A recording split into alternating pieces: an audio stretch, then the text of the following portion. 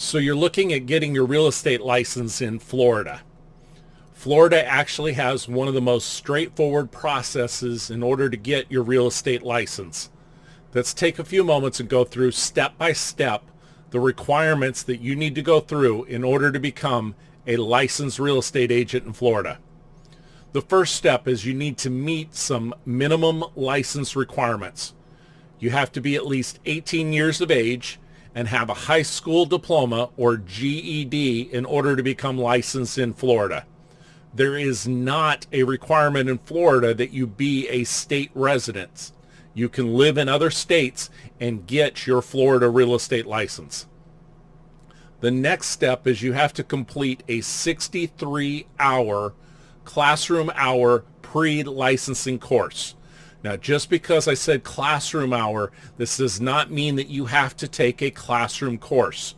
Florida has an approved online course that you can take. And as you're taking the course, while you're reading the materials, there'll be a timer within the course that will keep track of the time that you've spent on the course.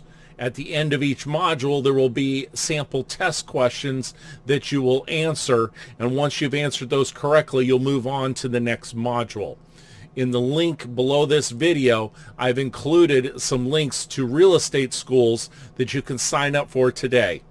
If you're looking to take a classroom course, you'll need to contact the individual real estate schools and inquire about their fees and their specific schedule.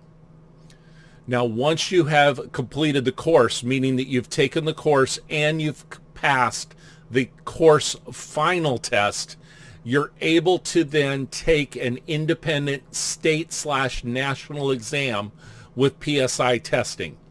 So as part of this overall process, you have to take this independent test.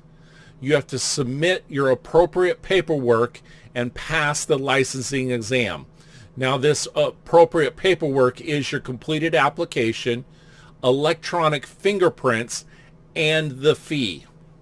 When it comes to the course itself, the final exam, you have to pass with a 70% or above. Now, I'll talk about in just a moment what happens if you don't pass with that amount. When you have submitted in your application and you've passed the test along with your electronic fingerprints and the background check, your license can then be activated. You can either do so by using a DBPR form, or the broker that you work with can log into their account, into their system, and they can claim your license, they can activate your license.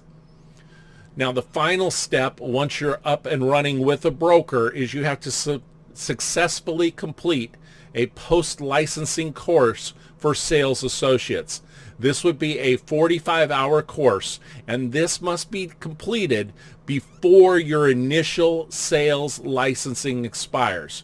I would encourage you to take this sooner rather than later, because it's going to be a lot of the same information that was covered in the initial 63-hour course, and you don't want to have a period of time where you forget it, because a lot of the information you learn in the course is not about actually selling real estate, and you may forget some of the terminology, the facts and figures that they're looking for on the multiple choice test.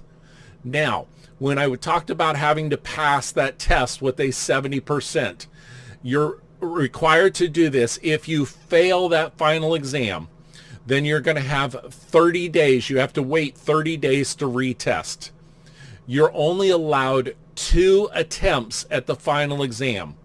If you fail the exam twice, you'll be required to re-enroll in the course, and you'll need to go through the entire 63-hour course again in order to be licensed.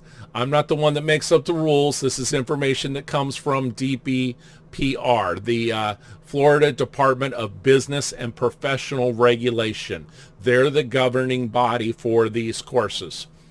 So when you're signing up for a course, because passing this final exam is so important, I would encourage you, and both of the schools that we link to have exam preparation modules so that you'll be able to take the sample test questions over and over again to give you a general idea of what areas you're strong in and what areas you need more improvement in.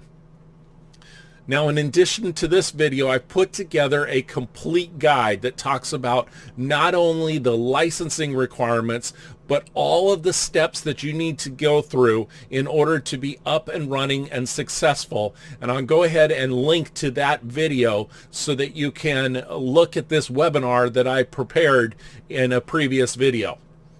Now, if you have any questions about selecting a broker, you can visit digitalagentschool.com, and I'll have a link there that you can click on, and it will direct you to resources for you to be able to select a broker in your area.